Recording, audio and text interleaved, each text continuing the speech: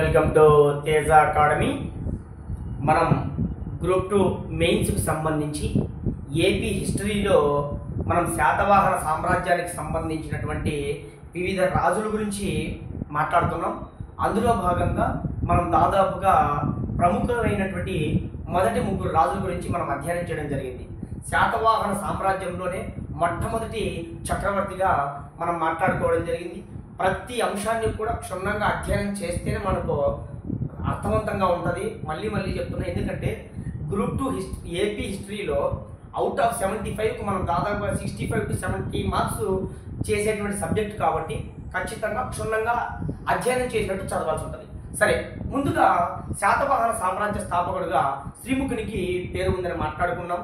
ఈయన యొక్క నాణ్యాలు కరీంనగర్ జిల్లాలో, అంటే ఉమ్మడి కరీంనగర్ జిల్లాలో కోటిలింగాల ప్రాంతంలోను, అదేవిధంగానే సంగారెడ్డి జిల్లాలో ఉన్నటువంటి కొండాపూర్ ప్రాంతంలోను, అదేవిధంగానే మహారాష్ట్రలో దగ్గర ఉన్నటువంటి పౌనార్ అనే ప్రాంతంలో కూడా లభించాయని మాట్లాడుకోవడం జరిగింది. సార్, ఈ త్రిముఖుని అతని తరువాత తన తమ్ముడు రాజ్యానికి వచ్చాడు. నిజానికి పోతే తన కొడుకు అనగా కుమారుడు యాక్చువల్గా రాజు కావాలి. అయితే తన కుమారుడు చిన్నవాడు అవడంతో తన తమ్ముడి యొక్క అండదండలతో రాజ్యాన్ని సంరక్షించాలి, ఆ తరువాత తన కుమారుడికి అప్పగించాలని చెప్పడంతో కనుగుడు లేదా కృష్ణుడు అనేటువంటి వ్యక్తి 2వ రాజుగా రావడం జరిగింది. మనం గతంలో మాట్లాడుకోవడం జరిగింది. ముఖ్యంగా శాతవాహన సామ్రాజ్యంలోనే శాసనాలు మొట్టమొదటిసారిగా కృష్ణుని కాలంలోనే రావడం జరిగిందని మాట్లాడుకున్నాము. అదేవిధంగానే కనిహేరి శాసనం, కార్లా శాసనం మాట్లాడుకోవడం జరిగింది. దానితో పాటుగా నాసిక్ అనేటువంటి శాసనం తర్వాత మొదటి శాతకర్ణి పాలనా కాలంలో వేయడం జరిగింది. ఈ విధంగా శాసనాల ఆరంభంగా మనము కృష్ణుని చెప్పుకుంటాం. వాటితో పాటుగా ఈ కృష్ణుని కాలంలోనే ముఖ్యంగా భాగవత మతం అనేది మన దక్షిణ భారతదేశంలోకి రావడము, వాటితో పాటుగా కానిహేరి మరియు కార్లీ అటువంటి శాసన ప్రాంతాల్లో బౌద్ధులకు సంబంధించి అనగా భిక్షువులకు వాటి సంరక్షణకర్తగా వాళ్ళ మతాన్ని ప్రోత్సహించడం కోసము మనకు ధర్మ మహామాతరులు అనేటువంటి ఒక ఉద్యోగులను కూడా నియమించడం జరిగిందని మన గతంలో మాట్లాడుకోవడం జరిగింది. ఆ తరువాత మొదటి శాతకర్ణి. సార్, ముఖ్యంగా తొలి శాతవాహన కాలంలో గొప్ప రాజుగా మొదటి శాతకర్ణికు పేరుందని మాట్లాడుకోవడం జరిగింది.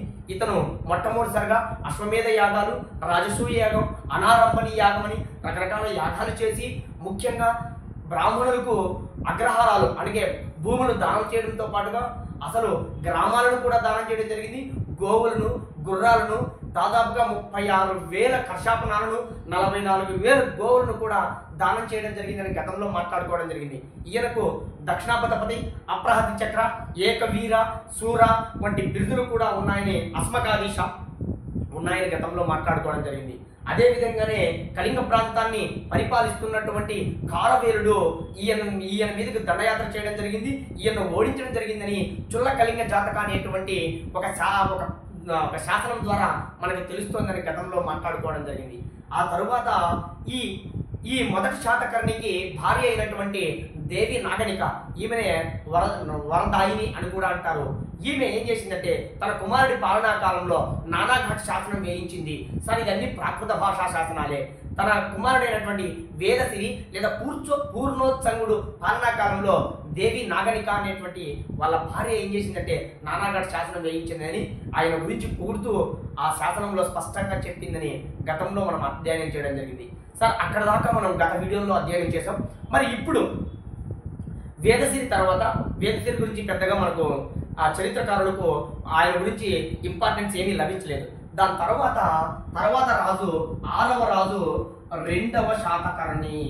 వెరీ ఇంపార్టెంట్ సార్, చాలా ఇంపార్టెంట్. ఒక్కొక్కటి చాలా జాగ్రత్తగా గుర్తుపెట్టుకోవాలా. మొదటి శాతకర్ణి గురించి మాట్లాడాం. సార్, ఈ 2వ శాతకర్ణి మత్స్యపురాణం ప్రకారం ఎన్నవ రాజు అంటే 6వ రాజు. ఫస్ట్ ఇది బ్రెయిన్లో ఫిట్ చేయండి. మత్స్యపురాణం ప్రకారం 6వ రాజు. సార్, ఇక్కడ నుంచి గతంలో మాట్లాడింది అక్కడ కంప్లీట్ అయింది. ఇక్కడ నుంచి ఈరోజు 2వ శాతకర్ణి గురించి మాట్లాడుతున్నాం. సార్, ముఖ్యంగా శాతకర్ణి 2వ శాతకీయ కర్ణి అనగా సార్ మనందరికీ తెలిసిందే శాతవాహన సామ్రాజ్యానికి గురించి వివరిస్తున్నటువంటి గ్రంథాలలో మత్స్యపురాణం ఒకటి. సార్, 18 పురాణాలుంటే మత్స్యపురాణం అనేది శాతవాహన సామ్రాజ్యానికి సంబంధించి దాదాపుగా 30 మంది రాజులు దాదాపుగా 450 సంవత్సరాల పాటు, సార్ 4, 5, 6 చెప్తున్నాం, 456 సంవత్సరాల పాటు పరిపాలించారని గతంలో మాట్లాడుకోవడం జరిగింది. అదే మత్స్య పురాణం ప్రకారం 6వ రాజుగా 2వ శాతకర్ణిని పేర్కొంటోంది. సరే, ఈయన మీద ఇంపార్టెన్స్ ఏంటంటే వెరీ ఇంపార్టెంట్. మొత్తం 30 మంది రాజుల్లోకెల్లా అత్యధిక కాలం పరిపాలించిన చక్రవర్తి. ఫస్ట్ బ్రెయిన్లో ఫిట్ చేయండి. అధిక కాలం సార్ దాదాపుగా ఈయన 56 సంవత్సరాల పాటు శాతవాహన సామ్రాజ్యాన్ని పరిపాలించాడని మత్స్య పురాణం పేర్కొంటోంది. అనగా శాతవాహన రాజుల్లోకెల్లా అనగా మొదటి రాజు నుంచి 3వ పులోమావి చిట్ట చివరి రాజు వరకు మొత్తం 30 మంది రాజులలో అత్యధిక కాలం అనగా 56 సంవత్సరాల పాటు సామ్రాజ్యాన్ని పరిపాలించినటువంటి చక్రవర్తి ఎవరంటే 2వ శాతకర్ణి. సరే, ఈయన మత్స్య పురాణం ప్రకారం వరుస క్రమంలో చూసుకుంటే 6వ రాజుగా పేర్కొనడం జరుగుతుంది. ఫస్ట్ బ్రెయిన్లో ఫిట్ చేయండి. సరే, ఇంకా ఇంపార్టెంట్ బిట్ ఏంటంటే చాలా చాలా ఇంపార్టెంట్. ఈ 2వ శాతకర్ణి పాలనా కాలంలోనే మొదటిసారిగా శకులకు శాతవాహనులకు మధ్య సంఘర్షణలు ప్రారంభమయ్యాయి. Very very very important sir. ఈ పదం కూడా చాలా సార్లు గ్రూప్ 2లో అడిగాడు సార్. మళ్ళీ చెప్తున్నా, శకులు సార్ విదేశీ జాతికి చెందినటువంటి శకులకు సార్ ఈ శకులు అనేవాళ్ళు మన భారతదేశం మీద దండయాత్ర సాగించి భారతదేశాన్ని వివిధ ప్రాంతాల్లో పరిపాలించారు. సార్ కొంతమంది చరిత్రకారులు శకులు అనేవాళ్ళు దేశీయులు అంటారు. సరే, మనకు ఇండియన్ హిస్టరీలో మాట్లాడుకున్నాం. సరే, ఇక్కడ శకులు అనేటువంటి ఈ శక చక్రవర్తులకు శాతవాహన చక్రవర్తులకు ఈ క్రింది ఏ రాజు కాలంలో మొట్టమొదటిసారిగా యుద్ధాలు ప్రారంభమయ్యాయి. సార్ గౌతమీపుత్ర శాతకర్ణి పాలనా కాలంలో జోగల్ తంబి యుద్ధం లేదా గోవర్ధనాహార యుద్ధం అనేటువంటి ఒక యుద్ధం గురించి పేరు వినే ఉంటారు. నహాపులునికి గౌతమీపుత్ర శాతకర్ణికి మధ్య యుద్ధం జరిగితే దాదాపుగా 13,270 వెండి నాణ్యాలు దొరుకుతాయి. ఆ వెండి నాణ్యాల మీద తిరిగి ముద్రిస్తాడు. పునర్నిర్మితం వెండి నాణ్యాలు అంటారు. సరే, అట్లాంటి శకులకు మొట్టమొదటిసారిగా శాతవాహనులకు మధ్య ఎవరి పాలనా కాలంలో యుద్ధం ప్రారంభమైందంటే 2వ శాతకర్ణి పాలనా కాలంలో. సరే, ఎందుకు సార్ ఈ శకులకు శాతవాహనులకు మధ్య యుద్ధాలు ప్రారంభమయ్యాయి అంటే సార్ దక్షిణ భారతదేశంలో ముఖ్యంగా ఈ గుజరాత్ ప్రాంతం అనుకోండి, ఈ గుజరాత్ ప్రాంతాన్ని ఈ మహారాష్ట్ర ప్రాంతాన్ని మధ్య వాణిజ్యం కోసం ముఖ్యంగా ఈ గుజరాత్ ప్రాంతంలో ఉన్నటువంటి ఓడరేవుల ప్రాంతం కోసము ఈ శకులకు శాతవాహనులకు మధ్య యుద్ధాలు ప్రారంభమవుతున్నాయి. సార్ మళ్ళీ చెప్తున్నా, ఈ 2 బిట్లు కూడా బ్రెయిన్లో బాగా ఫిట్ చేయండి. సార్ 2వ శాతకర్ణి అనగానే మత్స్య పురాణం ప్రకారం 6వ రాజు. సార్ ఈయన పాలనా కాలంలో శకులకు శాతవాహనులకు మధ్య యుద్ధాలు ప్రారంభమవుతున్నాయి.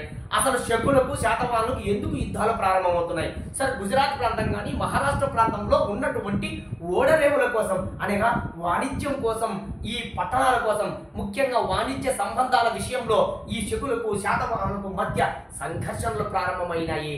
ఎవరి పాలనా కాలంలో? 2వ శాతకర్ణి కాలంలో. సార్ మొట్టమొదటి రాజు నుంచి చివరి 30వ రాజు వరకు పాలనా కాలం చూసుకుంటే 6వ రాజైన 2వ శాతకర్ణి శాతవాహన సామ్రాజ్య చక్రవర్తుల్లోకెల్లా అత్యధిక కాలం పరిపాలించిన చక్రవర్తిగా మత్స్య పురాణం పేర్కొంటోంది. Very very important. సార్ ఇక్కడ శకుల గురించి వచ్చింది కాబట్టి నేను ఒక 2 మాటలు మాట్లాడతా శకుల గురించి. యాక్చువల్గా శకులు 2 శాఖలు ఉన్నారు సార్ దక్షిణ భారతదేశంలో. ఒక శాఖ ఎవరంటే ఒక శాఖ మాల్వా ప్రాంతాన్ని పరిపాలిస్తున్నారు. మాల్వాని కేంద్రంగా చేస్తున్నారు. సార్ మాల్వా ప్రాంతం అనేది మధ్యప్రదేశ్, గుజరాత్ ఈ 2 ప్రాంతాల మధ్యలో ఉన్న ప్రాంతం ఏంటంటే మాల్వా. ప్రజెంట్ మధ్యప్రదేశ్లో ఎక్కువగా ఉంటుంది. ఈ మాల్వా ప్రాంతాన్ని ఆధారంగా చేసుకొని పరిపాలిస్తున్నటువంటి ఒక శాఖ ఉంటుంది. దీనికి ఎవరు రాజు అంటే మనందరికీ తెలిసిందే, చరిత్రలో ప్రసిద్ధికెక్కినటువంటి రాజు ఎవరంటే రుద్రదమనుడు. Very very very important sir. మనకి ఈ రుద్రదమనుడు ఎక్కడొస్తారంటే భారతదేశంలోనే మొట్టమొదటి సంస్కృత భాషలో వేయించినటువంటి శాసనం ఏంటంటే జునాగఢ్ శాసనం. Very very important sir. శాసనాలన్నీ కూడా అశోకుని శాసనాలు ఇవన్నీ ప్రాకృత భాషలో ఉంటే భారతదేశ చరిత్రలోనే మొదటిసారిగా సంస్కృత భాషలో దొరికినటువంటి శాసనం ఏమిటంటే రుద్రదమనుడిది. రుద్రదమనుడు ఏ వంశానికి చెందిన రాజు అంటే శక వంశానికి సంబంధించిన రాజు. ఈయన ఏ ప్రాంతాన్ని కేంద్రంగా చేసుకున్నాడంటే మాల్వా ప్రాంతాన్ని. సార్ భారతదేశ చరిత్రలోనే సంస్కృత భాషలో లభించిన మొట్టమొదటి శాసనం ఏంటంటే జునాగఢ్ శాసనం. సార్ గుజరాత్ లో లభించింది. ప్రజెంట్ జునాగఢ్ అనేది గుజరాత్ లో ఉంది. ఈ జునాగఢ్ ప్రాంతంలో దొరికింది కాబట్టి దాన్ని జునాగఢ్ శాసనం అంటారు. సార్ మనకు శాతవాహన సామ్రాజ్యంలోనే గౌతమీపుత్ర శాతకర్ణికి 2 కొడుకులు ఉంటారు. అందులో ఒక వ్యక్తి పేరు వశిష్ఠపుత్ర పులోమావి, రెండో వ్యక్తి పేరు శివశ్రీ శాతకర్ణి. సార్ ఈ శివశ్రీ శాతకర్ణికి ఈ రుద్రదమనుడు కుమార్తె ఉంటుంది, ఆమె పేరు రుద్రదమనిక. సార్ మనం అక్కడ మాట్లాడదాం, ఇక్కడ జస్ట్ గుర్తుపెట్టుకోండి. రుద్రదమనికకు ఈ శివశ్రీ శాతకర్ణికి మధ్య వివాహం జరుపుతాడు. ఎవరు? రుద్రదమనుడు. సార్ ఇది గుర్తుపెట్టుకోండి. అంటే ఈ మాల్వాను కేంద్రంగా చేసుకుని రుద్రదమనుడు అనేటువంటి వ్యక్తి రాజుగా, సార్ రెండవ శాతకర్ణి కాలంలో కాదు నేను చెప్తున్నది, ఆ తర్వాత వస్తాడు. మాల్వాను కేంద్రంగా శకుని గురించి మాట్లాడినప్పుడు ఇది ఫేమస్ రాజు ఎవరంటే రుద్రదమనుడు. సార్ ఇంకొక వ్యక్తి ఉన్నాడు. సార్ ఇంకా మహారాష్ట్ర ప్రాంతంలో ఉన్నటువంటి శాఖ ఒకటి ఉంటుంది, మహారాష్ట్ర ప్రాంతంలో. సరే ఈ మాల్వా ప్రాంతంలో ఉన్నటువంటి శాఖ పేరు ఏం పేరంటే కార్ధముఖ శాఖ. సార్ జాగ్రత్తగా రండి, శకులు 2 శాఖలు దక్షిణ భారతదేశంలో. సార్ మాల్వాని కేంద్రంగా చేసుకున్న వాళ్ళు ఎవరు? కార్ధముఖ శాఖ. ఈ కార్ధముఖ శాఖ ఈ మాల్వాను కేంద్రంగా చేసుకున్న కార్ధముఖ శాఖలో గొప్ప రాజు ఎవరంటే రుద్రదమనుడు. కార్ధముఖ శాఖలో గొప్ప రాజు ఎవరంటే రుద్రదమనుడు. సార్ అదే శకుడు మహారాష్ట్ర ప్రాంతంలో ముఖ్యంగా నాసిక్ ప్రాంతంలో ఒక శాఖ ఏర్పడి ఉంటుంది. నాసిక్ కేంద్రాన్ని ఆధారంగా చేసుకుని ఇంకొక శాఖ పరిపాలిస్తుంటుంది. ఆ శాఖ పేరు ఏం పేరంటే క్షహరాట శాఖ. క్షహరాట శాఖ.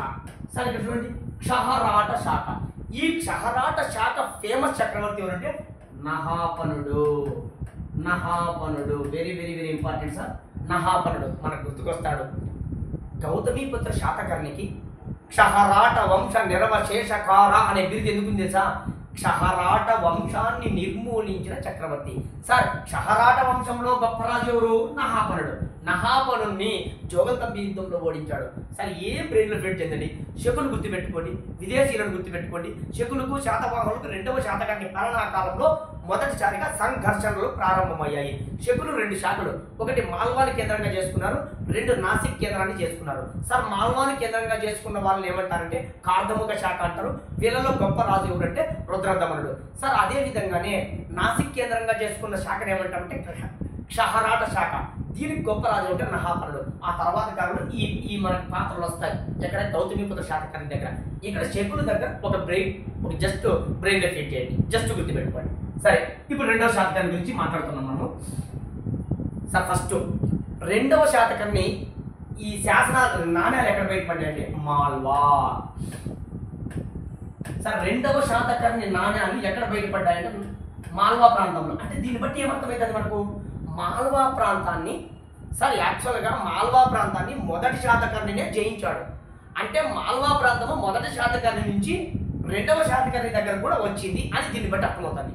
సార్ ఈ మాల్వా ప్రాంతంలో ఇతని నాణ్యాలు బయటపడ్డాయి.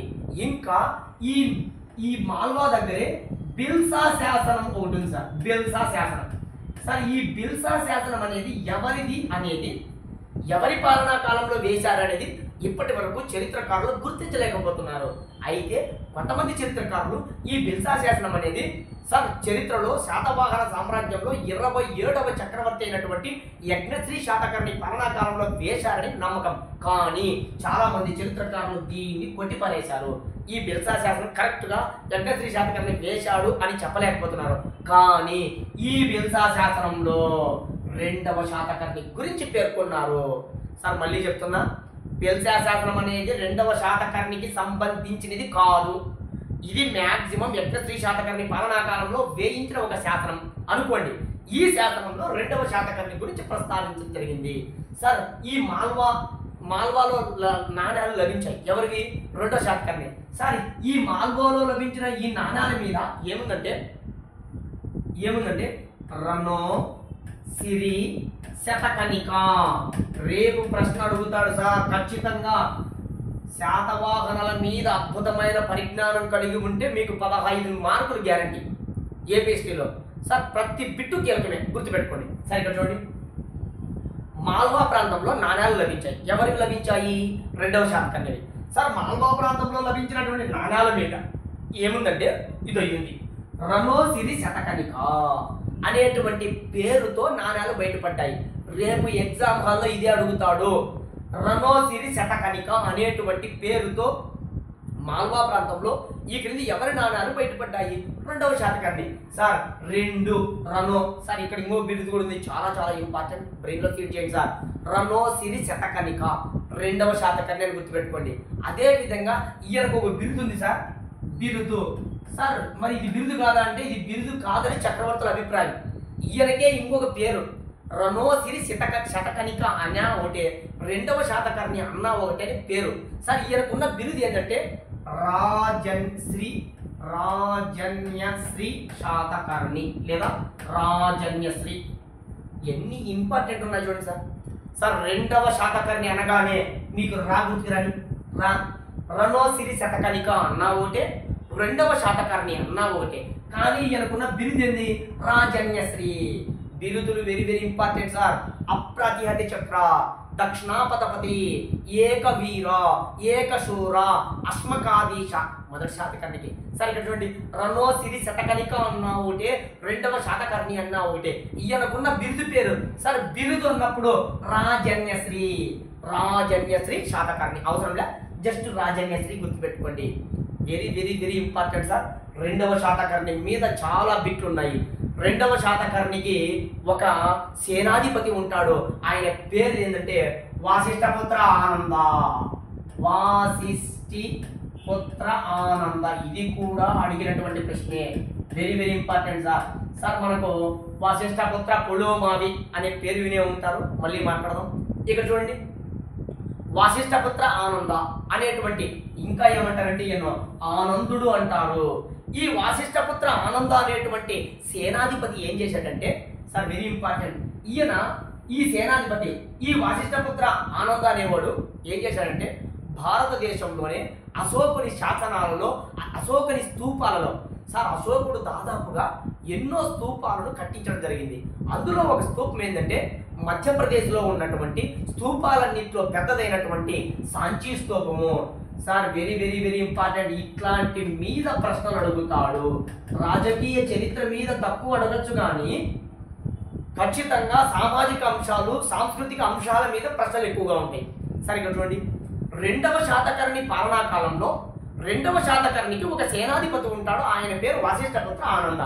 ఈయన ఏం చేశాడంటే ఈ సాంచీ స్తూపం ఉంది కదా సార్, మధ్యప్రదేశ్లో ఉన్నటువంటి అశోకుని స్తూపాలలో సాంచీ స్తూపం పెద్దది. సార్ ఇక్కడ అనుకోండి ఇది స్తూపం అనుకోండి, సార్ ఈ సాంచీ స్తూపం అనుకోండి. ఈ సాంచీ స్తూపానికి ఒక దక్షిణ తోరణాన్ని నిర్మించాడు. సార్ తోరణం అంటే మనందరికీ తెలిసిందే, కాకతీయుల పాలనా కాలంలో తోరణాలు పేరునే ఉంటారు మీరు. సార్ ఓరుగల్లు రాజధాని ఎక్కడ చూసినా తోరణాలు ఉంటాయి. తోరణాలు అంటే ఎందుకు సార్, మనం ముందు అంటే గుడికి ముందు భాగంలో వెళ్తాం చూడండి, దాన్ని తోరణాలు అంటారు. సార్ అల్లావుద్దీన్ ఖిల్జీ పాలనా కాలంలో సార్ కుతుబ్ మినార్కు ఆలయ దర్వాజా అనే తోరణం మాదిరి కట్టింటాడు. కానీ ఇండియన్స్ చర్చించినాం. ఇక్కడ కూడా అంతే. తోరణం అంటే ఏంటంటే సార్ ఈ సాంచీ స్తూపం ఉంది కదా, ఈ సాంచీ స్తూపం ముందు భాగంలో, ఇది స్తూపం అనుకోండి, ఈ స్తూపానికి ముందు భాగంలో ఒక తోరణాన్ని నిర్మించడం జరిగింది. ఎవరు నిర్మించాడు? వాసిష్ఠపుత్ర ఆనంద. సార్ ఈ తోరణంతో ఇలా అనుకోండి, తోరణం అంటే ఏంలా ఇదో ఇది అనుకోండి, దీని లోపల నుంచి మనము ఆ సాంచీ స్తూపంలోకి పోవాలా. ఈ విధంగా దక్షిణ భారతదేశానికి చెందిన ఒక రాజు ఉత్తర భారతదేశం ముఖ్యంగా మధ్యప్రదేశ్ రాష్ట్రంలో ఉన్నటువంటి ముఖ్యంగా సాంచీ స్తూపానికి దక్షిణ తోరణాన్ని నిర్మించాడు. ఈ దక్షిణ తోరణం మీద సార్ తోరణం అంటే రాళ్లతో కట్టిండేది. సార్ ఓరుగల్లు కాకతీయుల పాలనా కాలంలో ఓరుగల్లు కోటలో అనేక తోరణాలు ఉంటాయి, రాళ్లతో కట్టిండేది. దీని మీద ఒక శాసనం వేయించాడు. ఎవరు వేయించాడు? వశిష్ఠపుత్ర ఆనంద. ఏం వేయించాడు? మా రాజు అయినటువంటి శాతకర్ణి. సార్ రెండవ శాతకర్ణి ఎందుకు సార్? ఎవరు తర్వాత చరిత్రకారులు పెట్టుకుంటారు. మా రాజు అయినటువంటి శాతకర్ణి పాలనా కాలంలో నేను సేనాధిపతిగా పనిచేస్తున్నాను, నేను ఈ ఈ సాంచీ స్తూపానికి ఒక దక్షిణ తోరణాన్ని నిర్మించాను, ఈ తోరణం పైన ఈ శాసనం లిఖించబడింది అని స్పష్టంగా రాయడం జరిగింది. సార్ ఇవన్నీ కూడా కొన్ని వందల సార్లు ఎగ్జామ్ హాల్లో అడిగినటువంటి ప్రశ్నలే. ఏపీ హిస్టరీ అంటే సబ్జెక్టు పూర్తిగా క్షుణ్ణంగా అధ్యయనం చేయండి. ఇప్పుడు చూద్దాం రెండవ శాతకర్ణి గురించి ఇంకొకసారి మాట్లాడేసుకొని ఆ తర్వాత రాజు అయినటువంటి అపీలగుడి దగ్గరికి వెళ్దాం. సార్ ఒక్కసారి వినండి. రెండవ శాతకర్ణి మత్స్య పురాణం ప్రకారం 6వ రాజు. మొత్తం శాతవాహన సామ్రాజ్యంలోని 56 సంవత్సరాల పాటు పరిపాలించి అత్యధిక కాలంగా రికార్డుకెక్కిన రాజు. సార్ ఈయన పాలనా కాలంలో మాల్వా ప్రాంతంలో నాణ్యాలు లభించాయి. ఈ నాణ్యాల పైన రణోసిరి శతకనిక అనేటువంటి పేరు ఉంది. సార్ ఈయనకున్న బిరుదు ఏంటంటే రాజన్యశ్రీ. సరే ఈయన పాలనాకాలంలో శకులకు శాతవాహనులకు మధ్య గొడవలు ప్రారంభమయ్యాయి, మధ్య ఘర్షణలు ప్రారంభమయ్యాయి. శకులు 2 రకాల శాఖలు ఉన్నాయి. ఒకరు వచ్చి మాల్వా ప్రాంతాన్ని పరిపాలిస్తున్నారు, ఇంకొకరు వచ్చి నాసిక్ ప్రాంతాన్ని పరిపాలిస్తున్నారు. సార్ మాల్వా కేంద్రంగా పరిపాలిస్తున్న శాఖను ఏమంటారంటే కార్దముఖ శాఖ. వీళ్ళలో గొప్పవాడు రుద్రదమనుడు. సార్ అదే విధంగానే మన నాసిక్ ప్రాంతాన్ని పరిపాలిస్తున్న శాఖ ఏంటంటే క్షహరాట వంశము. సార్ ఈ శాఖకు గొప్ప రాజు ఎవరంటే నహాపనుడు. ఈ విధంగా శకులకు శాతవాహనులకు మధ్య 2వ శాతకర్ణి పాలనాకాలం నుంచి ఘర్షణలు ప్రారంభమయ్యాయి. సార్ ఈయన సేనాధిపతి ఎవరంటే వశిష్ఠపుత్ర ఆనందుడు. ఈయన ఏం చేశాడంటే మధ్యప్రదేశ్ రాష్ట్రంలో ఉన్న సాంచి స్తూపానికి దక్షిణ తోరణాన్ని నిర్మించి అక్కడ ఒక శాసనాన్ని వేయించాడు. ఇది 2వ శాతకర్ణికి సంబంధించినవి. వెరీ వెరీ ఇంపార్టెంట్, బ్రెయిన్లో ఫీడ్ చేయండి సార్. దాని తర్వాత చాలా ఇంపార్టెంట్, ఆ తర్వాత రాజులు ఒక అతని పేరు లంబోదరుడు, తర్వాత అపీలకుడు. సార్ లంబోదరుడు గురించి మనకి ఏం పెద్దగా ఎక్కడా కూడా చరిత్రకారులకు ఆయన గురించిన ఇన్ఫర్మేషన్ రాదా. సార్ నెక్స్ట్ రాజు అపీలకుడు. ఈయన మీద కూడా ఏం ప్రశ్నలు వద్దు, ఏమి మీరు నేర్చుకోవాల్సిన అవసరమే లే. ఈయన 8వ రాజుగా చరిత్రకెక్కాడు. శాతవాహన సామ్రాజ్యంలో మత్స్యపురాణం ప్రకారం 30 మంది రాజులు 456 సంవత్సరాల పరిపాలనా కాలంలో 8వ రాజుగా అపీలకుడు పరిపాలించాడని చరిత్రకారుల యొక్క నమ్మకం. ఈ 8వ రాజు అయినటువంటి అపీలకుని యొక్క నాణ్యాలు ఎక్కడ బయటపడ్డాయంటే సార్ ఛత్తీస్గఢ్ రాష్ట్రంలో, సార్ బిలాస్పూర్ అనేటువంటి ప్రాంతంలో, ఛత్తీస్గఢ్ రాష్ట్రంలో బిలాస్పూర్ అనేటువంటి ఒక జిల్లా ఉంది. ఈ బిలాస్పూర్ అనేటువంటి జిల్లాలో మల్లార్ అనే ప్రాంతంలో, మల్లార్ అనేటువంటి ఒక ప్రాంతంలో, సార్ మళ్ళీ చెప్తున్నా, మల్లార్ అనేటువంటి ఒక ప్రాంతంలో, ఈ ఛత్తీస్గఢ్ రాష్ట్రంలో బిలాస్పూర్ ప్రాంతంలో మల్లార్ అనే ప్రాంతంలో ఈ అపీలకుని యొక్క నాణ్యాలు బయటపడ్డాయి. అంతకు మించి ఏం నేర్చుకోద్దండి. సార్ మళ్ళీ చెప్తున్నా, మల్లార్ అనే ప్రాంతంలో, మల్లార్ అనే ప్రాంతం ఎక్కడ ఉందంటే బిలాస్పూర్ జిల్లాలో ఉంది. అది ఏ రాష్ట్రంలో ఉంది? ప్రస్తుతం ఛత్తీస్గఢ్ రాష్ట్రంలో ఉంది. అంతకు మించి అపీలకుడు గురించి ఏమీ నేర్చుకోవద్దంటే అవసరం లేదు. ఇది అపీలకుడు. ఇక వెరీ ఇంపార్టెంట్, శాతవాహన సామ్రాజ్యంలో 13వ రాజుగా ఉన్నటువంటి కుంతల శాతకర్ణి గురించి మాట్లాడదాం. ఈయన మీద బిట్లు చాలా ఉంటాయి, బాగా బ్రెయిన్లో ఫిట్ చేయాలి సార్. ఈయన మీద ప్రశ్నలు అడగాలంటే ఖచ్చితంగా ఈయన ఆస్థానంలో ఉన్నటువంటి కవుల గురించే ఎక్కువగా అడుగుతాడు. ఖచ్చితంగా దాంట్లో ఆలోచించే పనే లేదు, కన్ఫ్యూజ్గా ఉంటుంది బిట్లు. ఒకసారి చూద్దాం సార్, చాలా చాలా ఇంపార్టెంట్. సరే ఫస్ట్ సార్ కుంతల శాతకర్ణి ఒకసారి చూద్దాం. Very very important sir. 13వ రాజు ఎవరంటే మత్స్యపురాణం ప్రకారం మొత్తం 30 మంది రాజుల్లోకెల్లా 13వ రాజుగా ఈ కుంతల శాతకర్ణి పేరుగాంచాడు. Very very very very important, Kuntala Satakarni. మళ్ళీ మళ్ళీ చెప్తున్నా, కుంతల శాతకర్ణి చాలా చాలా ఇంపార్టెంట్ సార్. అంతకుముందు చాలా మంది రాజులు వచ్చారు. మేఘస్వాతి అని, స్వాతికర్ణి అని, నరేంద్ర శాతకర్ణి అని, దాని తర్వాత కుంతల శాతకర్ణి అని. మనకు వద్దు, ఇదో ఈ 13వ రాజుని గుర్తుపెట్టుకోండి. అవి వాళ్ళ చరిత్రకారులకు వాళ్ళ యొక్క విశేషాలు ఏమి లభించరా. సరే, ఈ కుంతల శాతకర్ణి 13వ రాజు. సరే చూద్దాం. ఈ కుంతల శాతకర్ణి భార్య పేరు ఏం పేరంటే, వీళ్ళ భార్య పేరు మలయవతి. సార్ ప్రతి పాత్ర గుర్తుపెట్టుకోండి. సార్ వీళ్ళ భార్య పేరు ఏం పేరంటే మలయవతి. వీళ్ళ భార్య పేరు కుంతల శాతకర్ణి యొక్క భార్య పేరు ఏం పేరంటే మలయవతి. సరే ఒకసారి చూద్దాం సార్. ఈ కుంతల శాతకర్ణి ఒకరోజు ఏం చేస్తాడంటే ఈ మలయవతితో కలిసి, మలయవతి ప్లస్ చెలికత్తలందరూ కలిసి ఒక కొలంలో జలకాల ఆడుతూ ఉంటారు. జలకాల ఆట ఆడుతున్నప్పుడు సంస్కృత భాషలో సార్ ఇంకోటి ఏంటంటే ఈ మలయవతి మంచి సంస్కృత భాష వచ్చినటువంటి ఒక మంచి పండితురాలు అనుకోండి. ఆ కాలంలో సంస్కృత భాషలో బాగా వచ్చు. ఈ కుంతల శాతకర్ణికి సంస్కృత భాష రాదు. ఎందుకు రాదంటే ప్రాకృత భాష వీళ్ళ మాతృభాష, ప్రాకృత భాషే వీళ్ళ మాతృభాష. Very very very important sir. వీళ్ళ మాతృభాష ఏంటంటే ప్రాకృత భాష. ప్రాకృత భాష వస్తుంది, మలయవతికి మాత్రం సంస్కృత భాష వస్తుంది. ఒకరోజు జలకాల ఆడుతూ ఉంటే ఈ మలయవతి ఏదో ఒక సంస్కృత భాషలో ఆయన ఒక మాట అన్నది. ఆయన ఒక మాట అంటే ఆయనకు అర్థం కాక స్వీట్లు తీసుకొచ్చాడంట, అంటే మిఠాయిలు తీసుకొచ్చాడంట. ఆ మాటకు అర్థము మిఠాయిలు ఏమో అని తీసుకొచ్చాడంట. వెంటనే ఈ మలయవతి చుట్టూ ఉన్నటువంటి చెలికెత్తలు నవ్వినారంట.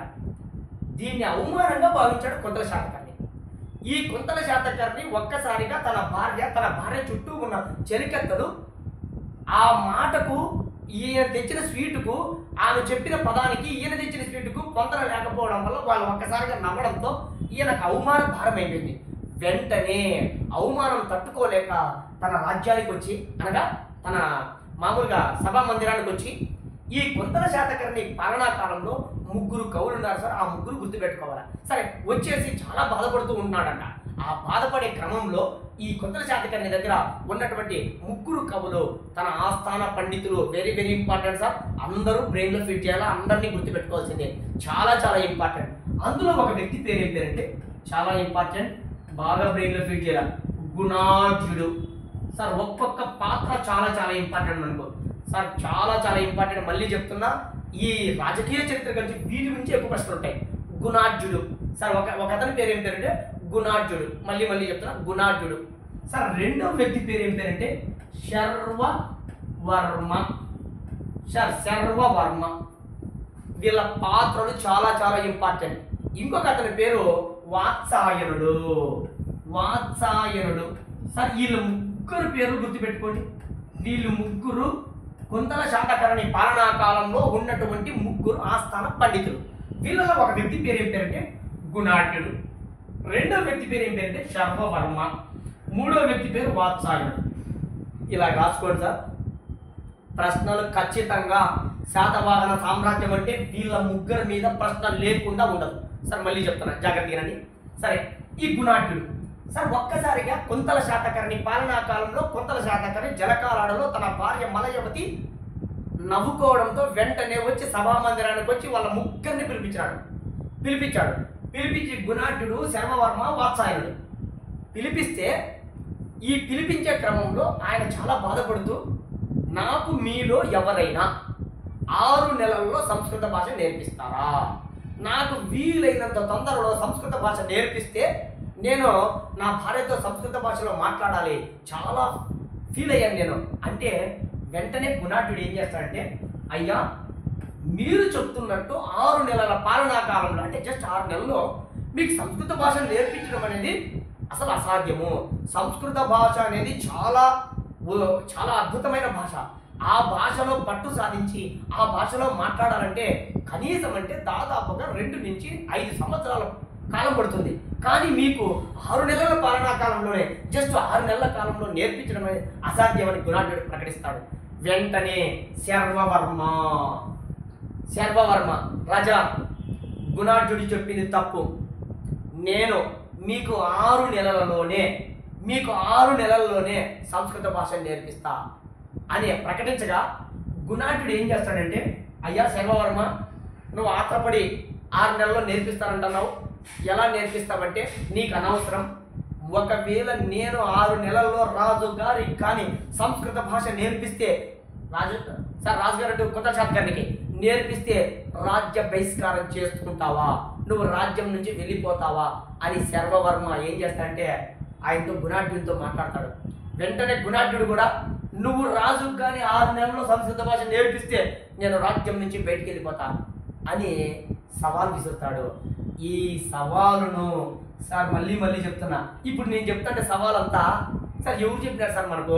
ఈ సవాలంతా ఎవరు చెప్పారంటే, సార్ వీళ్ళిద్దరి మధ్య కుంతల శాతకర్ణి నాకు సంస్కృత భాష నేర్పిండాయి అని అడిగితే గుణాఢ్యుడు ఏమో నేర్పిలేమన్నాడు, శర్వవర్మ ఏమో నేర్పిస్తానన్నాడు. వీళ్ళిద్దరి మధ్య సవాలు, వీళ్ళిద్దరి మధ్య 6 నెలల్లో నేర్పిస్తే నేను రాజ్యం నుంచి వెళ్ళిపోతానని చెప్పడం జరిగింది. ఆయన వీళ్ళిద్దరి మధ్య జరిగిన సవాలును ఎవరు చెప్పారంటే సార్, ఎవరు చెప్పారంటే సోమదేవ సూరి చెప్పాడు. చాలా మంది పుస్తకాల్లో కానీ చాలా మంది ఏమనుకుంటున్నారంటే సోమదేవ సూరి అనగానే శాతవాహన కాలానికి చెందిన వ్యక్తి అనుకుంటున్నారు.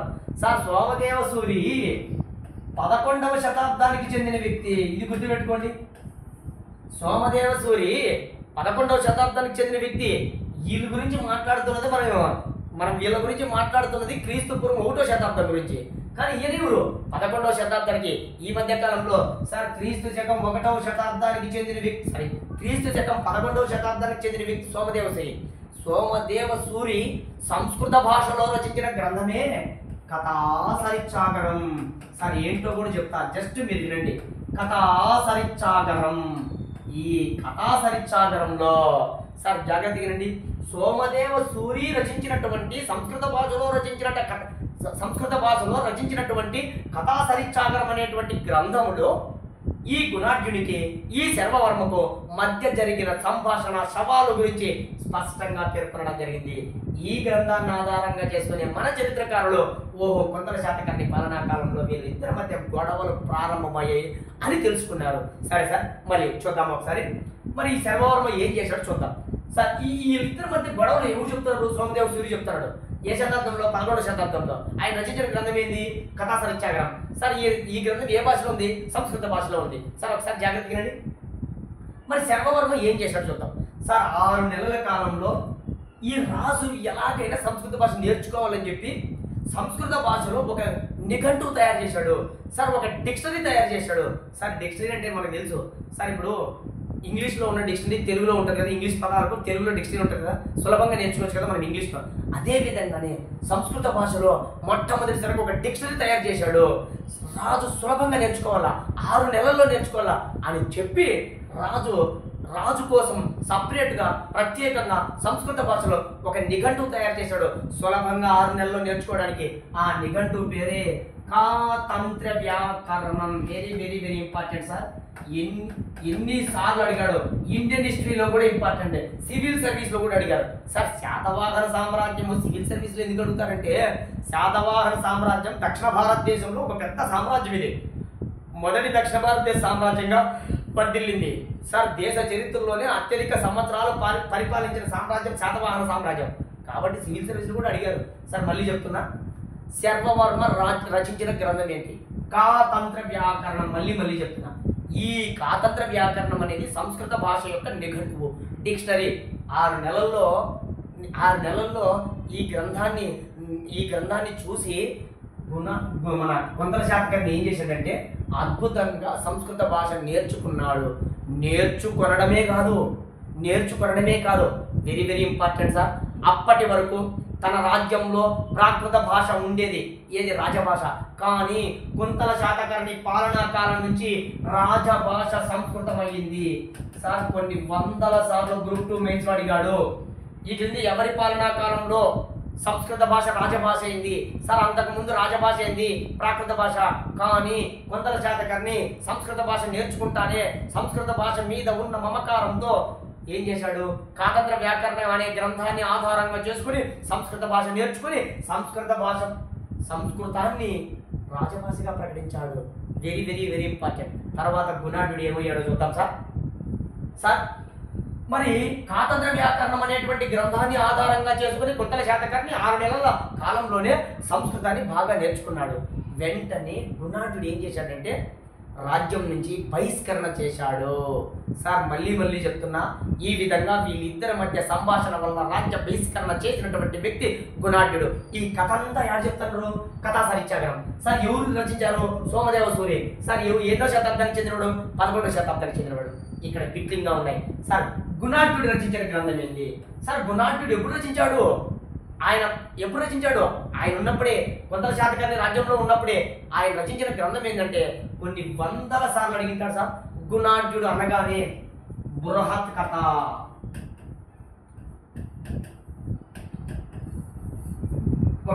ఒక మాట మాట్లాడతా, జాగ్రత్త ఏనండి సార్. మొన్న కూడా గ్రూప్ 2 మెయిన్స్లో ఒక ప్రశ్న అడిగాడు.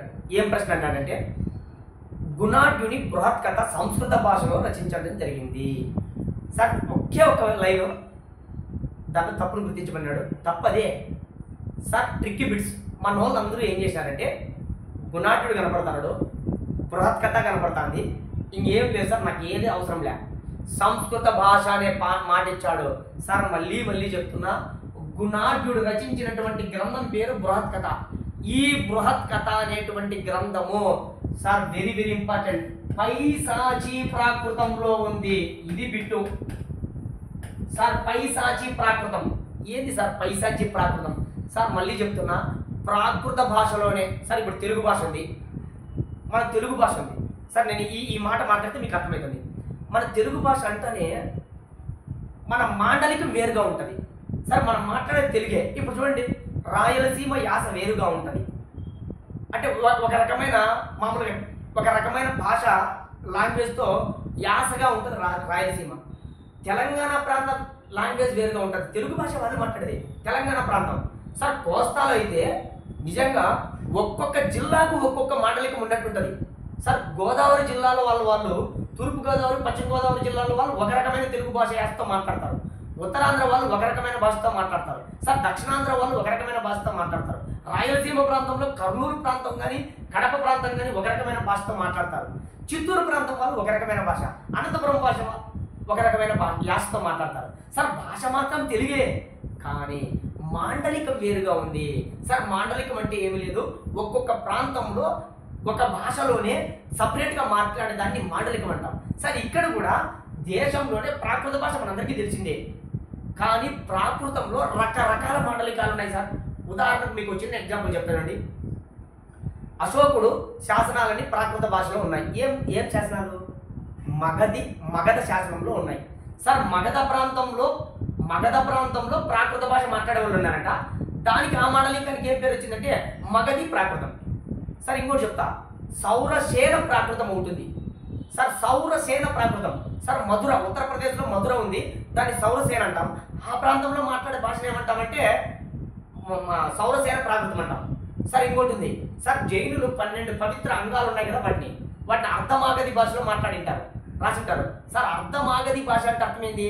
మగధ ప్రాంతంలో మాట్లాడేటువంటి భాష కంటే కొంచెం పక్కన చుట్టుపక్కల ప్రాంతాల్లో మాట్లాడేటువంటి భాష అర్ధమాగధి అంటారు. సార్ అట్లాంటి ప్రాకృత భాషలోనే రకరకాలుగా ఉన్నప్పుడు ఇదో పైశాచి ప్రాకృతం అనేది కూడా ఒక మాండలికం. సార్ ఇంకో మాండలికం ఉంది, మహారాష్ట్ర ప్రాకృతం. సార్ మనకు హాలుడు వస్తాడు, హాలుడు అనేటువంటి వ్యక్తి వచ్చినప్పుడు మనకు మహారాష్ట్ర ప్రాకృతం వస్తుంది. మహారాష్ట్ర ప్రాకృతం చూడండి, ఒక్కొక్క ప్రాంతంలో వాళ్ళు మాట్లాడే మాండలికాలను బట్టి వాళ్ళకి వస్తాయి. మళ్ళీ చెప్తున్నా, ఇప్పుడు హాలుడు అనుకోండి, గాథా సప్తశతిని మహారాష్ట్ర ప్రాకృతంలో రచించడం జరిగింది. ఇక్కడ చూడండి, గుణాఢ్యుడు రచిస్తున్నటువంటి బృహత్ కథ అనేటువంటి గ్రంథము ఏ భాషలో ఉంది? పైశాచి ప్రాకృతం. మళ్ళీ చెప్తున్నా, బాగా బ్రెయిన్లో ఫీడ్ చేయండి. సార్ ఇంకోటి ఏం తెలుసా, ప్రపంచ చరిత్రలో sir not only India, sir ప్రపంచ చరిత్రలో ఒక గ్రంథాన్ని ఆధారంగా చేసుకొని ఎన్నో గ్రంథాలు వచ్చింది. ఏదైనా గ్రంథం ఉందంటే అది బృహత్ కథ. సార్ ఈ గుణాఢ్యుడు పైశాచి ప్రాకృతంలో రాసినటువంటి బృహత్ కథను ఆధారంగా చేసుకుని ఎన్నో గ్రంథాలు వచ్చాయి. ఆ గ్రంథాలు కూడా మాట్లాడతా సార్, జాగ్రత్త వినండి. సార్ చాలా ఇంపార్టెంట్, కొత్తల శాతకర్ణి అంటేనే చాలా ఇంపార్టెంట్. సార్ గుణాఢ్యుని కాలంలో గుణాఢ్యుడు రచించినటువంటి పైశాచి ప్రాకృతంలో ఉన్న బృహత్ కథను ఆధారంగా చేసుకుని ఎన్నో గ్రంథాలు వచ్చాయి. సార్ ఈ బృహత్ కథ, ఈ గుణాఢ్యుడు ఏం చేశాడంటే ఒక్కసారిగా బృహత్ కథను రచించాడు. సార్ ఇక్కడ రాజు ఎవరంటే కుబేరకుడు. సార్ ఈ గుణాఢ్యుని యొక్క బృహత్ కథ 7000 శ్లోకాలతో ఉండేటువంటి గ్రంథం అండి సార్. 7000 శ్లోకాలు ఉండేటువంటి ఒక గ్రంథం. దానికి కథానాయకుడు ఎవరంటే కుబేరకుడు. కథానాయకుడు అంటే కథ, ఈ బృహత్ కథలో ఉన్నటువంటి కథానాయకుడు హీరో ఎవరంటే కుబేరకుడు. సరే ఈ బృహత్ కథ రచించినాడు కదా, ఎప్పుడైతే వీళ్ళ ఇద్దరి మధ్య గొడవలు జరిగి అప్పుడు బృహత్ కథ ఉంది సార్, అప్పటికే రచించాడు. ఒక్కసారిగా గుణాఢ్యుడికి తెలిసింది, అయ్యా నువ్వు శర్మవర్మతో పోటీ చేసినావు, సవాల్ విసిరినావు, రాజు చూస్తే బ్రహ్మాండంగా నేర్చుకున్నాడు అనగానే ఈ గుణాఢ్యునికి చాలా బాధేసింది. రేపు కొంతల శాతకర్ణి రాజు సంస్కృత భాషను రాజభాషగా చేసినాడు కదా, నా గ్రంథము పైశాచి ప్రాకృతంలో ఉంది కదా, నేను చాలా అవమానంగా ఫీల్ అవుతాను. సార్ ప్రాకృత భాష పిశాచాలు మాట్లాడే భాష అని, సార్ మన ఈ భాష నుంచే తెలుగు పుట్టిందని గుర్తుకొచ్చిందా సార్? ఒక వ్యక్తి DC సర్కార్ చెప్పాడు, పైశాచి ప్రాకృతం నుంచినే తెలుగు భాష పుట్టిందని. DC సర్కార్ చెప్పండి, దినేష్ చంద్ర సర్కార్ అంటాం. మరి అట్లాంటి భాష రాజుకు నచ్చదు, నన్ను అందులో నేను బయటికి వెళ్ళిపోవాలా అని ఉద్దేశంతో ఏం చేశాడంటే బాధపడిపోయి తన ఇంటిలోకి వెళ్ళి తన ఇంటిలో ఈ బృహత్ కథ అనే గ్రంథాన్ని పెట్టి తగలబెట్టాడట. తగలబెడుతుంటే దీన్ని గమనించినటువంటి స్థానికులు ప్రజలు పోయి రాజుకు వేగంగా పోయి చెప్పినాడట, అయ్యా ఈయన ఓడిపోయినాడని చెప్పి బాధతో ఆ బృహత్ కథ అనే గ్రంథాన్ని కాల్చేస్తున్నాడయ్యా అని చెప్తే రాజు వెంటనే తన భటుల సహాయంతో పరిగెత్తుకుంటా వచ్చి దాన్ని ఆర్పేయడం జరిగింది. ఆర్పేస్తే మిగిలిన ఒకే ఒక లంబకం సార్, ఒక అధ్యాయం అనుకోండి, ఆ ఒక లంబకం ఉందంట. ఆ లంబకాన్ని ఆధారంగా చేసుకునే సోమదేవ సూరి 11వ శతాబ్దంలో కథా సరిత్సాగరం అనే గ్రంథాన్ని రచించాడు. సార్ ఇదంతా కూడా బ్రెయిన్లో ఫీడ్ చేయాలా సార్? మళ్ళీ చెప్తున్న జాగ్రత్త వినండి. గుణాఢ్యుడు అనగానే బృహత్ కథ గుర్తు రావాలా? బృహత్ కథలో ఒక లంబకం, ఒక అధ్యాయము. సార్ ఎన్నో అధ్యాయాలు ఉంటాయి, అన్ని అధ్యాయుల్లో ఒక అధ్యాయం మాత్రం మిగిలిందంట. ఎందుకంటే కాలుస్తాడది లాస్ట్ లో ఒక బుక్. ఈ బుక్ లో కాలుతా అంటే ఫస్ట్ పేజీలో అన్ని కాలిపోయినాయంట, లాస్ట్ పేజ్ మిగిలిందంట. అంటే లాస్ట్ అధ్యాయం మిగిలిందంట. ఆ అధ్యాయాన్ని ఆరిపేస్తే ఆ అధ్యాయం దొరికిందంట. ఆ తరువాత కాలంలో 11వ శతాబ్దంలో ఆ బుక్ లో, అంటే బృహత్ కథలో ఉన్నటువంటి అన్ని అధ్యాయాల కల్లా దొరికింది ఒక అధ్యాయమే. ఆ అధ్యాయాన్ని ఆధారంగా చేసుకుని సోమదేవ సూరి కథా సరిత్సాగరం అనేటువంటి గ్రంథాన్ని సంస్కృత భాషలో రచించాడు. సార్ ఒకటే రోజు సబ్జెక్ట్ రాస్తారు, ఇవన్నీ చదవాలి, ఎన్ని సార్లు చదివితేనే వచ్చేది. సరే, గుణాఢ్యుడు రచించిన గ్రంథం ఏంది? బృహత్ కథ. సార్ ఆయన ఏ భాషలో రచించాడు? పైశాచి ప్రాకృతం. సార్ బాగానే ఉంది. ఈ గుణాఢ్యుడు రచించినటువంటి బృహత్ కథ 7000 శ్లోకాలతో ఉన్న ఈ గ్రంథాన్ని ఎవరైనా సంస్కృత భాషలో రచించారా? సార్ ఆ తరువాత కాలంలో గాంగ వంశీయుడు దుర్వినితుడు. సార్ గాంగ వంశీయుడైనటువంటి దుర్వినితుడు అనేటువంటి వ్యక్తి ఏం చేశాడంటే, సార్ గాంగ వంశీయుడైనటువంటి దుర్వినితుడైనటువంటి వ్యక్తి ఏం చేశాడంటే గుణాఢ్యుని యొక్క బృహత్ కథను సంస్కృత భాషలోకి రచించడం జరిగింది. సార్ గుణాఢ్యుని యొక్క బృహత్ కథ పైశాచి ప్రాకృతంలో ఉంది. పైశాచి ప్రాకృతం నుంచి సంస్కృత భాషలోకి సేమ్ యాజ్ ఇట్ ఈస్ గ్రంథాన్ని ఎవరు రచించారంటే దుర్వినితుడు. సార్ పైశాచి ప్రాకృతంలో ఉన్న గుణాఢ్యుని యొక్క బృహత్ కథలో ఉన్న ఒక అధ్యాయాన్ని ఆధారంగా చేసుకుని సంస్కృత భాషలో కథా సరిత్సాగరం అనే గ్రంథాన్ని రచించింది ఎవరు? సోమదేవ సూరి. వీళ్ళిద్దరి మధ్య గొడవలు కూడా చెప్పింది ఎవరంటే, గుణాఢ్యునికి శర్మవర్మకు మధ్య గొడవలు కూడా చెప్పింది ఎవరంటే సోమదేవ సూరిని. ఏ గ్రంథంలో? కథా సరిత్సాగరం అనే గ్రంథంలో 11వ శతాబ్దంలో చెప్పాడు. సార్ సంస్కృత భాష. సార్ ఇంకా ఇప్పుడే చెప్పిన ప్రపంచ చరిత్రలో ఒక బుక్ను ఆధారంగా చేసుకుని ఎన్నో పుస్తకాలు వచ్చాయి సార్.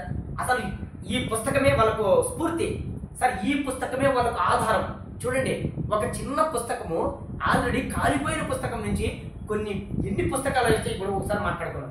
ఎంత ఇంపార్టెంట్ సార్. సార్ ఆ తర్వాత కాలంలో గుణాఢ్యుడు చనిపోయిన తర్వాత, గుణాఢ్యుడు వెళ్ళిపోయిన తర్వాత, సార్ శాతవాహన సామ్రాజ్యం తర్వాత ఈ గుణాఢ్యుని యొక్క బృహత్ కథను ఆధారంగా చేసుకుని ఎన్నో గ్రంథాలు వచ్చాయి. అందులో ఒక్కొక్క గ్రంథం గురించి మనం మాట్లాడదాం. చాలా ఇంపార్టెంట్ సార్, జాగ్రత్తగా విన్నాం.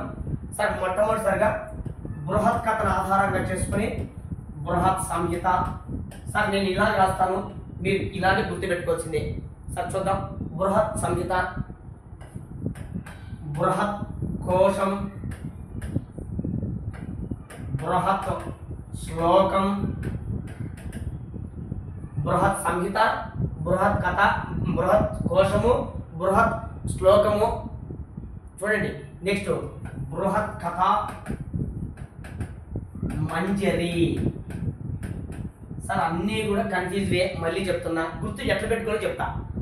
బృహత్ కథ మంజరి. సరే, ఇంకా నెక్స్ట్ కథా సరిత్సాగరం. ఇది కూడా అదే కదా, కథా సరిత్సాగరం. ఇప్పుడే మాట్లాడే కథా సరిత్సాగరం. ఈ 5 గ్రంథాలు గుర్తుపెట్టుకోండి. మళ్ళా పంచతంత్రం కూడా వస్తుంది, మళ్ళీ చెప్తాను పంచతంత్రం. కన్ఫ్యూజ్ పడింది ఇక్కడే సార్. సరే ఇక్కడ చూడండి, ఫస్ట్ బృహత్ సంహిత. సార్ వరాహ మిహిరుడు. అసలు ఇండియన్ హిస్టరీలో అయితే మిహిరుడు. ఇండియన్ హిస్టరీలో గుప్త సామ్రాజ్యం వచ్చినప్పుడు, 2వ చంద్రగుప్తుడు వచ్చినప్పుడు, వెరీ వెరీ ఇంపార్టెంట్, శ్రీకృష్ణదేవరాయల దగ్గర ఎట్లయితే అష్టదిగ్గజాలు ఉన్నాయో సార్ అదే విధంగా నవరత్నాలు అనేటువంటివి very very very very important sir. ఆ నవరత్నాల్లో వరాహ మిహిరుడు అనేటువంటి ఒక కవి ఒకడు. ఆ వరాహ మిహిరుడు ఏం చేశాడంటే బృహత్ సంహితను రచించాడు. సార్ బృహత్ సంహిత ఎట్లా రచించాడు? సార్ ఇవన్నీ సంస్కృత భాషలో సార్ ఎట్లా రచించారు? గుణాఢ్యుని యొక్క బృహత్ కథను ఆధారంగా చేసుకుని. సార్ ఇప్పుడే చెప్పిన గుణాఢ్యుని యొక్క బృహత్ కథను ఆధారంగా చేసుకుని ఎన్నో గ్రంథాలు వచ్చాయి. అందులో ఒక గ్రంథం పేరు ఏంటంటే బృహత్ సంహిత. సార్ బృహత్ సంహిత అనగానే వరాహ మిహిరుడు బ్రెయిన్ లో ఫీడ్ చేయండి. సార్ బృహత్ కోశము హరిసేనుడు. సార్ వెరీ వెరీ ఇంపార్టెంట్, హరిసేనుడు. హరి కోశం ఎట్లాగా గుర్తుపెట్టుకోండి. హరి డబ్బు, కోశం అంటే డబ్బు సార్. హరి డబ్బు. సరే ఏమీ లే, హరి అనగానే కోశం గుర్తుపెట్టుకోండి. మళ్ళీ మళ్ళీ చెప్తున్నా, చాలా చాలా ఇంపార్టెంట్ సార్. బృహత్ శ్లోకం సార్, శ్లోకం బుద్ధ స్వామి సార్, బుద్ధ స్వామి. స్వామి అన్న గుర్తుపెట్టుకోండి, బుద్ధుడన్న గుర్తుపెట్టుకోండి. ఎందుకనగా స్వామికి మన శ్లోకాలు చదువుతాం కాబట్టి ఎలాగోనో గుర్తుపెట్టుకోండి. ఇదో బృహత్ శ్లోకం బుద్ధ స్వామి సార్. బృహత్ కోశం హరిసేనుడు. ఇక్కడ చూడండి సార్, బృహత్ కథ మంజరి క్షేమేంద్రుడు సార్, క్షేమేంద్రుడు క్షేమేంద్రుడు. ఇక్కడ చూడండి సార్, బృహత్ కథ మంజరి. మీరు ఏం గుర్తుకుంటారంటే బృహత్ కథ మంజరి గుర్తుకుంటారా, క్షేమేంద్రుడు గుర్తుకుంటారా? మంజరి అనగా క్షేమేంద్రుడు. ఎలాగో గుర్తుపెట్టుకుంటారు, పెన్ను పేపర్ తీసుకొని ప్రాక్టీస్ చేస్తే వస్తాయి. సరే చూడండి, సోమదేవ సూరి కథాసరిచ్చాగరం. సోమదేవ సూరి కథాసరిచ్చాగరం. ఇవి మన గుణాఢ్యుని యొక్క పైశాచి ప్రాకృతంలో ఉన్నటువంటి బృహత్ కథను ఆధారంగా చేసుకొని వచ్చినటువంటి గ్రంథాలు సార్. ఇంకా ఇదే బృహత్ కథను ఆధారంగా చేసుకొని ఇదే గుప్తుల కాలంలో సార్ విష్ణు శర్మ అనేటువంటి వ్యక్తి ఏం చేసినట్టే పంచతంత్రాన్ని రచించడం జరిగింది సార్. పంచతంత్ర సార్ మనందరికీ ఇదే విష్ణు శర్మ. పంచతంత్రం అనగానే విష్ణు శర్మ. ఆ పంచతంత్ర కథలు సార్, నీతి కథలు ఎక్కడి నుంచి వచ్చాయి? 7,000 శ్లోకాలతో ఉన్న గ్రంథమైన బృహత్ కథ నుంచి వచ్చింది సార్. పంచతంత్రం కూడా గుర్తుపెట్టుకోండి. పంచతంత్రం ఎవరు రచించారు? విష్ణు శర్మ. ఎవరి పాలనా కాలంలో? గుప్తుల పాలనా కాలంలో. ఇవి బృహత్ కథలు వచ్చినటువంటి గ్రంథాలు. ఈ విధంగా రేపు మీకు ఎగ్జామ్ హాల్లో ఏమడుగుతాడంటే, వెరీ వెరీ ఇంపార్టెంట్ సార్. రేపు ఎగ్జామ్ హాల్లో ఏమడుగుతాడంటే, ఈ క్రింది గుణాఢ్యుడికి శర్వవర్మకు మధ్య జరిగిన గొడవ, మధ్య జరిగిన సవాలు ఏ గ్రంథంలో ఉంది? కథాసరిచ్చాగరం అనే గ్రంథంలో ఉంది. ఎవరు రచించారు? సోమదేవ సూరి. సరే ఈ గ్రంథం ఏ భాషలో ఉంది? సంస్కృత భాషలో ఉంది సార్. ఇంకోటి ఏంటో తెలుసా, వీళ్ళిద్దరి మధ్య ఇంకా ఏమైందంటే గొడవ కాకుండా ఇంకొక మాట చూడండి. మన భారతదేశాన్ని సందర్శించినటువంటి 3 చైనీయులు ఉన్నారు సార్. ఒకతను వ్యక్తి పేరు మొదటిసారిగా పాహియాన్ అనే వ్యక్తి వస్తాడు, పాహియాన్. ఆ తర్వాత మనకు హుయన్సాంగ్ అనే వ్యక్తి వస్తాడు. ఫస్ట్ వచ్చి పాహియాన్, తర్వాత వచ్చి హుయన్సాంగ్ సార్. ఇంకొక వ్యక్తి ఇచ్చింగ్ సార్. మనకి ఇది మళ్ళీ మాట్లాడదాం, ఇచ్చింగ్ ఈ ఇద్దరి గురించి. ఇక్కడ చూడండి, హుయన్సాంగ్. ఈ హుయన్సాంగ్ అనే వ్యక్తి సియుకి అనే గ్రంథాన్ని రచిస్తాడు సార్. ఈ హుయన్సాంగ్ ఏమంటామంటే యాత్రికుల్లో రాజు అంటారు సార్. ఎందుకు సార్ యాత్రికుల్లో రారాజు అంటారంటే సార్, ఆ సేతు హిమాచలం సార్, హిమాలయ పర్వతాల నుంచి దక్షిణ భారతదేశం వరకు మొత్తం భారతదేశం అంతా కూడా తిరిగినటువంటి వ్యక్తి ఎవరంటే హుయన్సాంగ్ సార్. మళ్ళీ చెప్తున్నా, ఆ సేతు హిమాచలం అంటాం సార్. మొత్తం అంతా తిరిగినాడు ఈయన హుయన్సాంగ్. ఈయన రచించిన గ్రంథం ఏంటంటే సియుకి సార్. దీన్నే బుద్ధిస్ట్ రికార్డ్ అని కూడా అంటారు సార్. బౌద్ధ సామ్రాజ్యం గురించి రాయడం కోసం వచ్చినటువంటి వ్యక్తి ఈయన, చైనా నుంచి వస్తాడు. ఈ విధంగా హుయన్సాంగ్ అనే వ్యక్తి సియుకి అనేటువంటి గ్రంథాన్ని రచిస్తాడు. ఆ గ్రంథానికి ఇంకో పేరు అంటే బుద్ధిస్ట్ రికార్డ్. ఈ గ్రంథంలో ఆయన ఏం మాట్లాడాడంటే, ఆ గ్రంథంలో ఒక వాక్యం రాసినాడు సార్. దక్షిణ భారతదేశానికి చెందినటువంటి ఒక రాజు ఒక కవిని అడిగాడంట, నాకు సంస్కృత భాష నేర్పిమని. ఆ విధంగా అతను నేర్పించాడంట అని ఆ వాక్యం రాసింది సార్. ఏ గ్రంథంలో ఉంది? సియుకి అనే గ్రంథంలో. ఎవరు రచించారు? హుయన్సాంగ్. ఇక్కడ చూడండి సార్, ఈయన ఏమంటాడంటే డౌట్ఫుల్గా చెప్తున్నాడు. ఆ రాజు పేరు చెప్పలా సార్. దక్షిణ భారతదేశానికి చెందిన ఒక రాజు తన ఆస్థానంలో ఉన్న ఒక పండితునికి తనకు సంస్కృత భాష నేర్పిమని అడిగాడట, అతను నేర్పించాడట అని ఒక వాక్యంతో ముగించడం జరిగింది. ఎక్కడ? హుయన్సాంగ్ అనే గ్రంథంలో సార్. హుయన్సాంగ్ రచించిన సియుకి అనే గ్రంథంలో. సియుకి అనే గ్రంథానికి ఏం పేరు? Buddhist record sir. మళ్ళీ చెప్తున్నా, ప్రతి పదము ఇంపార్టెంట్, బాగా బ్రెయిన్లో ఫీడ్ చేయండి. సరే, ఇప్పుడు గుణాఢ్యుడి గురించి కంప్లీట్ అయింది. తర్వాత మనకు శర్వవర్మ గురించి కంప్లీట్ అయింది. ఇక 3వ వ్యక్తి ఉన్నాడు, ఆయన పేరే వాత్సాయనుడు సార్. 3వ వ్యక్తి, 3వ ఆస్థాన పండితుడు అంటే వాత్సాయనుడు సార్. వెరీ ఇంపార్టెంట్, వాత్సాయనుడు బాగా గుర్తుపెట్టుకోవాలా సార్. వాత్సాయనుడు, ఈ వాత్సాయనుడు రచించిన గ్రంథాలు 2 ఉన్నాయి సార్. ఒక దాని పేరు కామసూత్రాలు, రెండవ దాని పేరు న్యాయ భాష్యం. ప్రతి పదము ఇంపార్టెంట్ సార్. ఒకటే రోజు సబ్జెక్టు రాదు. సార్ వాత్సాయనుడు రచించినటువంటి గ్రంథాలు ఏంటంటే కామసూత్రాలు, న్యాయభాష్యం. సార్ ఈ రెండు కూడా సంస్కృత భాషలోనే ఉన్నాయి. శర్వవర్మ ఎట్లయితే కాటకర వ్యాకరణం రచించాడో వాత్సాయనుడు కామసూత్రాలు, న్యాయభాష్యం అనేది రెండు కూడా సంస్కృత భాషలోనే ఉన్నాయి. అంటే దీన్ని బట్టి అర్థమవుతుంది కుంతల శాతకర్ణి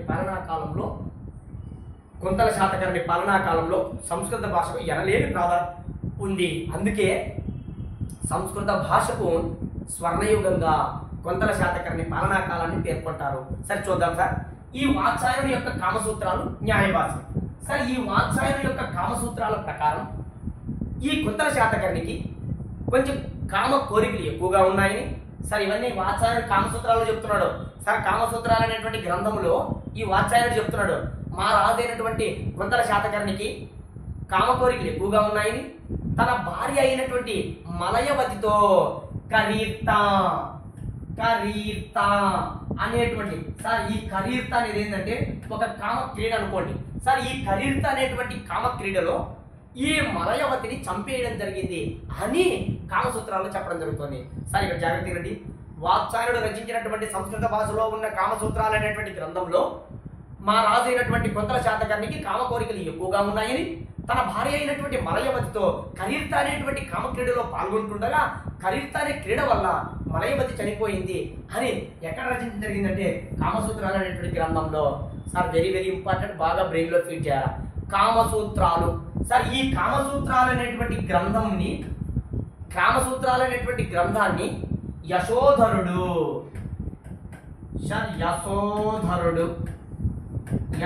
ఏం చేసినాడంటే జయమంగళ అనే పేరుతో వ్యాఖ్యానం రచించాడంట. సార్ మళ్ళీ చెప్తున్నా, వాత్సాయనుడు రచించినటువంటి సంస్కృత భాషలో ఉన్నటువంటి కామసూత్రాలు అనేటువంటి గ్రంథాన్ని సార్ వ్యాఖ్యానం అంటే ఏంది అంటే ఏం లేదు సార్. వ్యాఖ్యానం అంటే సంక్లిష్టంగా ఉన్నదాన్ని సులభంగా అర్థమయ్యేటట్టు రాయడమే వ్యాఖ్యానం. సార్ ఎన్నో వ్యాఖ్యానాలు ఉన్నాయి సార్. ఏమి లేదు సార్, సంక్లిష్టంగా ఉన్న ఒక గ్రంథాన్ని సులభంగా పాఠకులకు ప్రజలకు అర్థమయ్యే రీతిలో రాయడమే వ్యాఖ్యానం. ఈ విధంగా వాత్సాయనుడి కామసూత్రాలు అనే గ్రంథాన్ని యశోధరుడు అనేటువంటి వ్యక్తి జయమంగళం అనే పేరుతో వ్యాఖ్యానం రచించాడు. ఇది గుర్తుపెట్టుకోండి. అదే విధంగానే ఈ కామసూత్రాలను సార్ వాత్సాయనుడు సంస్కృత భాషలో రచించినటువంటి కామసూత్రాలు అనేటువంటి గ్రంథాన్ని తెలుగులోకి పంచాగ్నుల ఆదినారాయణ శాస్త్రి సార్ గుర్తుపెట్టుకోండి. సార్ ఈ పంచాగ్నుల ఆదినారాయణ శాస్త్రి అనేటువంటి వ్యక్తి ఏం చేశాడంటే తెలుగు భాషలోకి అనువాదం చేయడం జరిగింది. సార్ ఇది సంస్కృత భాషా గ్రంథం, ఇది కూడా సంస్కృతమే, అయితే ఇది వ్యాఖ్యానము. సార్ వ్యాఖ్యానం అంటే ఏంది? క్లిష్టంగా ఉన్న గ్రంథాన్ని సులభంగా అర్థమయ్యేటట్లు పాఠకులకు ప్రజలకు వివరించి చెప్పడమే వ్యాఖ్యానము.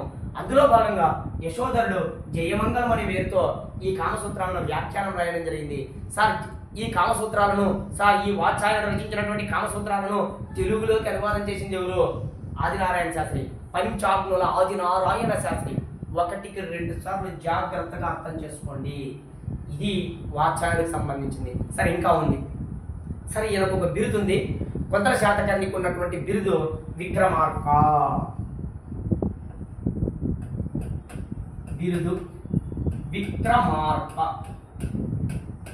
సార్ విక్రమార్క అనే బిరుదు ఉంది.